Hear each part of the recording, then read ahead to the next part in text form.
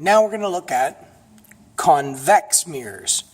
Now this thing is a specially patented shape that it has concave on this side, and unlike many other mirrors, it's convex on the back side. So I've gone to the trouble here of making an absolutely accurate diagram of this thing, and it shall fit inside there, but we still have to fix that we're on the principal axis. So if I go in really close so I can get some brightness you can see, we're wrong if you can see that beam coming out at an angle. You've got to line it up so it's going in straight. You can even test the other side if you wanted to, that we've got a beam going straight in and straight out. See that? It's off a little bit. But on this side, is it correct? Looks like it. And again, if I just light it up, you see the focus right there? So if I put this right here, back it out a little bit, right on the line, I'm darn close. Okay? Now, this guy is considerably more troubling to find the center, because the center is on this side. These beams are going to diverge. So let's take a look here. And they're exceptionally hard to see on this one. If we look, you can see the divergence here and here. The beams look like they're coming to a center out here somewhere. So we're going to find that, but we have to do it ray at a time, because otherwise the lab's going to last 30 seconds and we can't have that. At least I'm admitting that, aren't I? So let's take in a beam going in the center. It comes right back. So we're going to move off axis 3 lines up. And I can barely see this on here. And this ray box is also distorted. So when I get the beam aligned up as best as I can see in the line, you can see the body of this ray box is no longer parallel. So there's a problem with it. So if I come in 3 lines up, the beam is heading off this way. And the intersection with the mirror was right there. So I'm just going to put some heavier marks that I can find later, and that's beam 1. Now I'm going to go out considerably further, and I'm just going to line it up on my mark there. And this will be my second ray.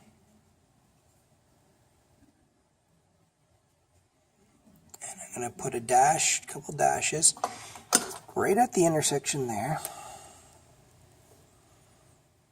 Give myself a sense of that extra ray. Then I'm going to go below the axis to some nice close-in spot here and line it up with that visible line. I can barely see it against this green paper, which is all there was. I'm just going to put a few marks going in, and right where it comes out, I will just try to pick off in the center of this stream of light, not trying to make a big mash of things all over. Then I'm going to go way out here.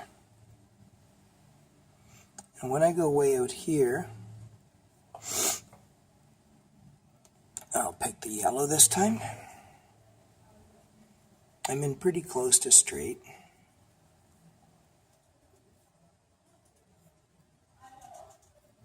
That seems to be my line. So now I'll remove this so I get a bit more light. Being colorblind, I really shouldn't have chosen yellow. It just disappeared on me. I think I see it there. So I'm going to change the yellow to blue because I can barely see that color. Go right in there, and it took off. Yeah, I think I see it here. Something like that. Now the point is, with the convex, it was scattering the light in real life. So our brain swore it came from back here somewhere. So the light did this, And it's a virtual ray that we think, when we're way out here, we saw at the back. Now the second ray, right here, went in pretty close to straight. And it bounced out like this.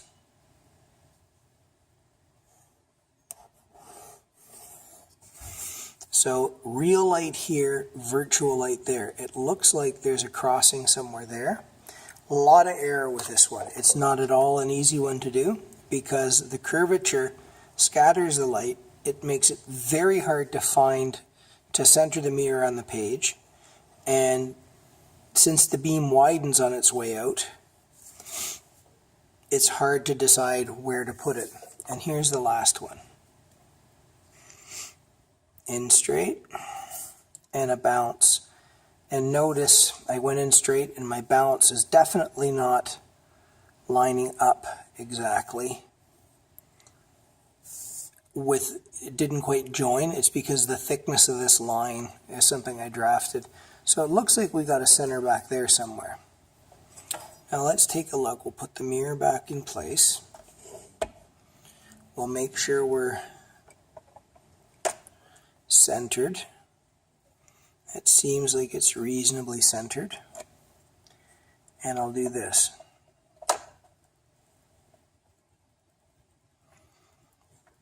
Again, very hard to see the scattering beams.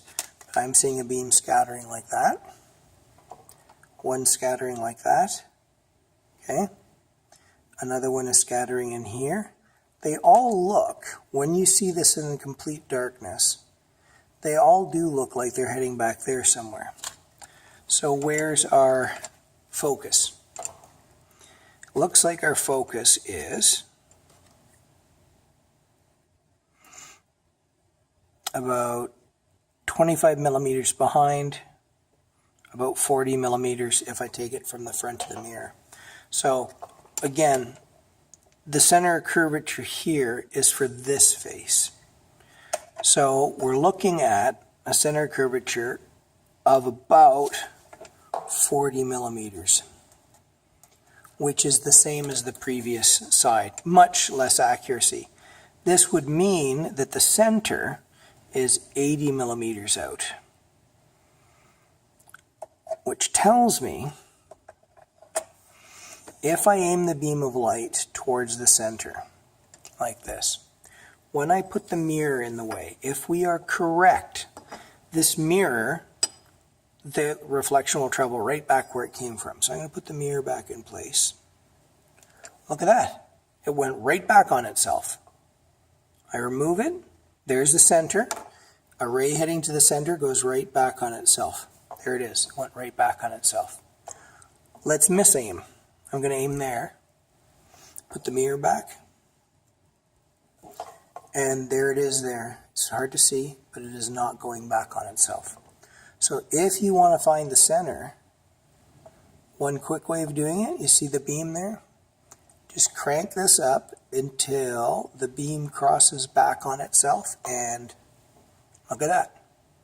Put it back on. In case you think I'm pulling a trick, I'll go down this side and I'll move this beam till it just reflects on itself.